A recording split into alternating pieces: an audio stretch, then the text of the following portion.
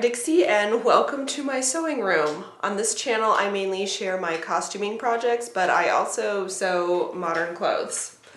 And I've been sewing for over 15 years now. I am very lucky to have a dedicated sewing space and a space that's this big. I did my time cutting on the floor and sewing on the dining room table. Then in my old house, I had a dedicated room, but it was tiny and packed to the brim with supplies, but I made the best of it. And then we moved here about 3 years ago, and this is an upstairs spare bedroom. It's about 13 feet square, and I'll be honest, it is not normally this clean. It more often than not kind of looks like this.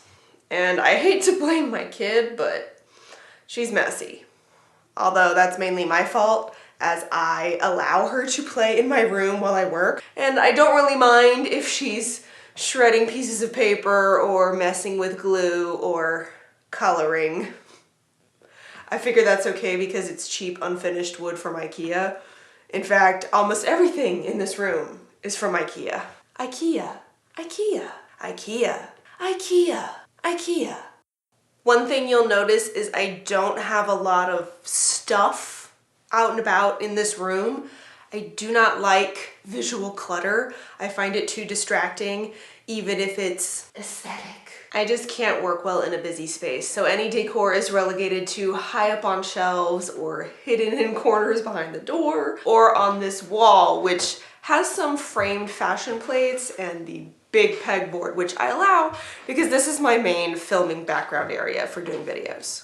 My last room didn't have much storage, so one thing I absolutely wanted when I moved to this house was a pegboard. My most used tools like scissors and tape are down low so I can reach them while I'm sitting, and less common supplies are up high. And fun little fact, this clock is almost never accurate because the ticking sound is so loud that I take the battery out whenever I film voiceovers in here, and I rarely remember to restart the clock. This desk houses my sewing machine and serger, and I really like these clamp lights because you can move them around. Ikea. This desk is great because it has drawers. My old sewing desk was literally just a folding table, so this is a major upgrade. This drawer is nicely organized with pins and seam rippers and hand needles and everything like that. This other drawer is kind of a catch-all for things like elastic and Velcro and swatches and extra tools. Below, I've got 2 bins, one for trash and one for recycling. And over here I have this tiered rolling tray. On top is my most used camera gear, so batteries, cables, lenses. Below I have a bag stocked with sewing supplies that I can quickly take downstairs for hand sewing. And the bottom tray is arts and crafts stuff for my kid. Over on this wall I have a mirror, and I also have a TV which came with the house, which is nice. So it's a smart TV and I can watch YouTube while I work. These white squares up here are for sound. They're supposed to reduce echo, which this is a tall room with not a lot of soft sound absorbing surfaces, so they kind of help with that, and it's not great. You'll also notice that I have a lot of lights in this room.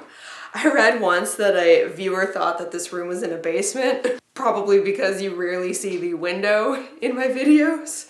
It's a north-facing room with only one window that looks out onto a house, so there isn't much daylight in here, and to film you need bright light.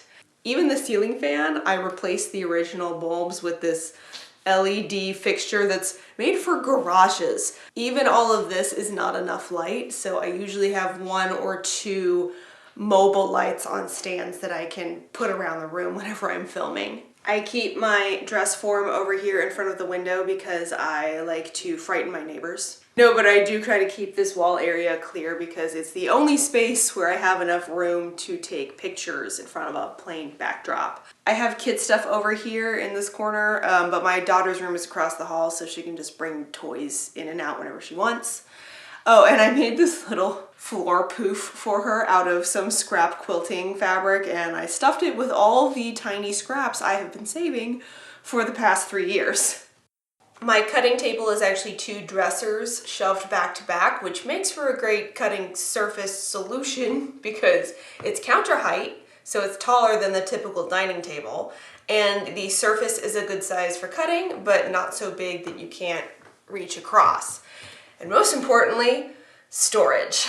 I keep most of my fabric in these drawers. I've got drawers for woven fabrics, knit fabric, historical fabrics, quilting cottons, batting and fleece, random other fabrics, UFOs. We don't talk about that drawer. And a drawer full of old clothes that for whatever reason I don't wear anymore, but I still like the fabric and I want to refashion them into something else. And yes, I fold all my fabrics Marie Kondo style because it is the easiest way to see what you have. And most of these fabrics aren't full yardage, they're leftovers from old projects. Let me know in the comments how you store your extra fabric. This cutting mat I got for free from a fabric store that was closing down, and it's the perfect size for the top of these dressers. And cutting mats can be very expensive, but because it was used in a shop, it has several grooves marked in at certain intervals. So sometimes you'll see me use my rotary cutter and I'll have to go back over certain spots in the fabric because it can't cut well over those grooves. But hey, it was free. Behind me, I've got my ironing station. This is just a standard ironing board, which I recovered a long time ago, but I need to do so again because there are some burnt out holes on here. I've got a gravity feed iron set up on the wall. You know, this iron wasn't that expensive, and the hassle it saves me from having to go and refill the iron practically daily is worth so much more than the cost of the actual iron. I've got a few ironing tools set up on hangers here, and this thing, I had this great idea to mount an extra camera for ironing board shots. This is a piece of camera gear that's supposed to go on a table. It's a slider. But I never really ended up liking the angle of the shot that it made, so instead I now use it to hang this bag of scraps that I will use for stuffing projects like the floor poof that I made. Down here is a lumpy basket that's supposed to hold laundry that needs to be ironed, but if I'm honest, it's mostly more clothes that I don't wear anymore and I'm aspirationally planning to refashion. We'll see how that goes. Now on to the best part of this room, the closet. My last sewing room had a tiny, shallow closet that I filled with a bookshelf. This one is a small walk-in closet with much more room for more closed storage and decoration. On the back wall, I have my big shelf for all of my patterns. They're organized alphabetically by type.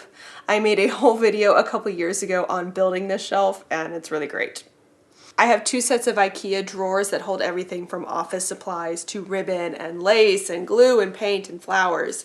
In a past life, I was really into scrapbooking and card making, so I still had a ton of paper craft supplies, although now they've been commandeered by my child as arts and crafts supplies.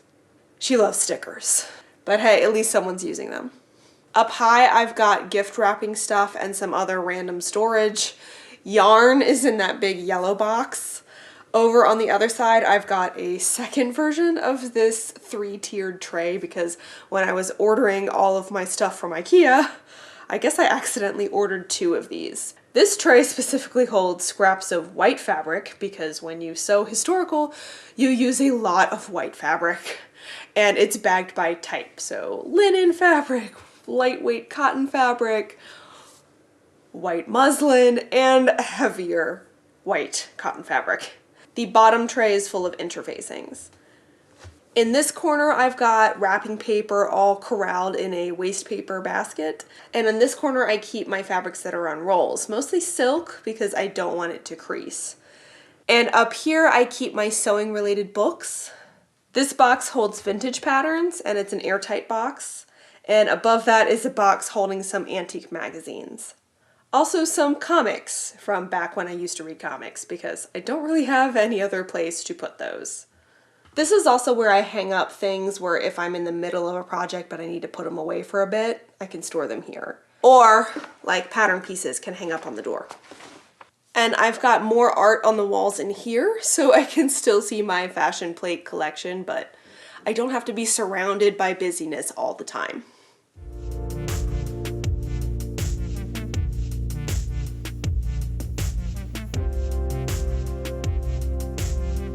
So this is my sewing room, and really I was motivated to do this tour because I had cleaned it all up after my last video, and I thought it might be fun to show it off.